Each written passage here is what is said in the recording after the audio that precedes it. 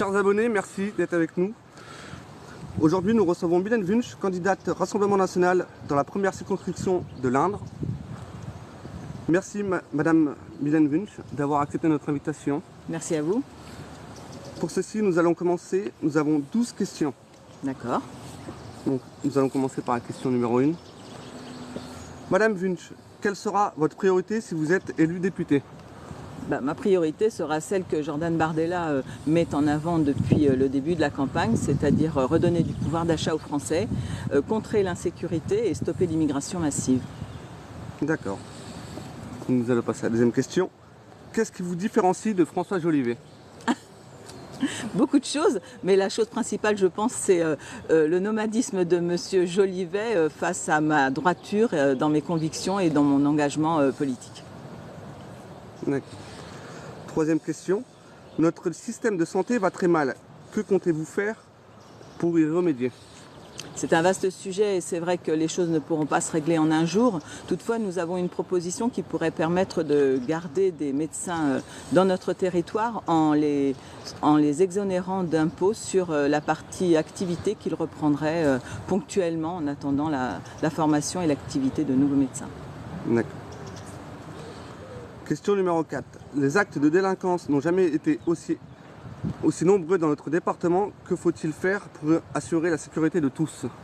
Déjà, il faut que la magistrature prenne les choses en main sérieusement et que les peines soient exécutées.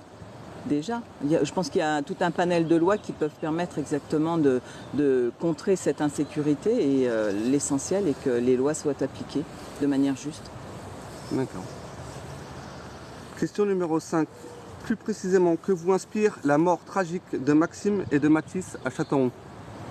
C'est un drame, enfin ce sont des drames de toute façon. Maintenant, on se rend compte que finalement, les mineurs ne sont pas exempts de cette violence qui est présente sur l'ensemble de notre territoire. Donc une loi plus spécifique pour réduire la majorité en fait, des jeunes, parce qu'on se rend bien compte que ce sont de très jeunes maintenant qui commettent des actes de délinquance, ça serait déjà une priorité, de façon à ce qu'ils soient punis tout de suite, instantanément, pour éviter les récidives.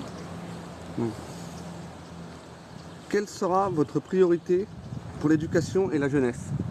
On revient au programme proposé par Jordan Bardella de toute façon, puisque je suis sa candidate, c'est-à-dire revenir à une autorité dans l'école, une protection des professeurs et puis une rigueur qui manque actuellement.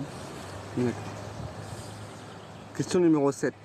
Si vous êtes élu, que ferez-vous pour les agriculteurs de l'Indre ?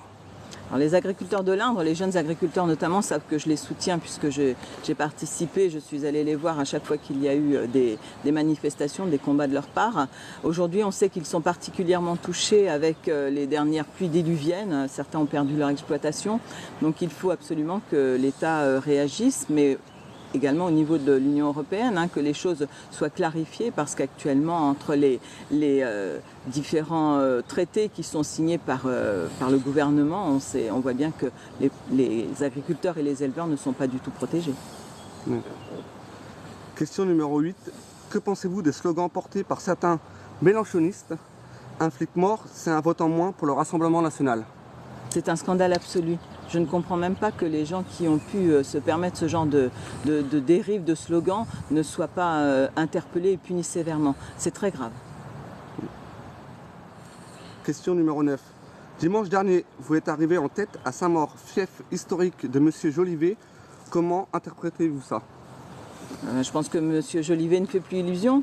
M. Jolivet a été maire, c'est un fait, mais en fait maintenant il est quand même député de la nation, député de la Macronie surtout. Donc les gens voient bien que ce qu'il fait au niveau de l'Assemblée nationale n'apporte rien dans notre territoire, contrairement à ce qu'il espère faire croire. Question numéro 10.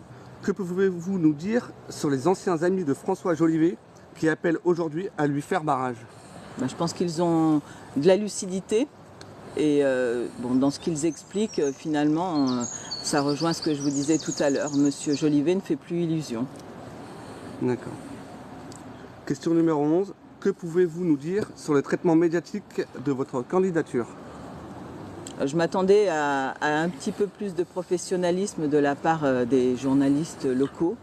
Maintenant, on voit bien qu'ils ont un parti pris.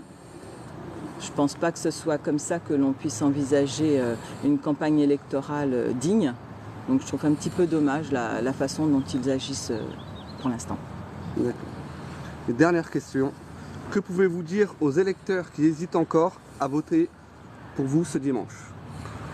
Je les appelle à se rappeler de ce qui s'est passé ces dernières années avec la Macronie. On se rappelle de la colère des Gilets jaunes, on se rappelle des agriculteurs tout dernièrement, on se rappelle des soignants qui ont été virés sans salaire. On a quand même eu des scènes de chaos, des émeutes, vraiment des choses très graves qui se sont passées. Et donc si les gens veulent un peu d'apaisement, qu'ils veulent un gouvernement d'union nationale et un travail concret et sérieux fait par les députés du Rassemblement national, il faut absolument que l'on puisse avoir une majorité absolue de façon à travailler et à faire avancer notre pays.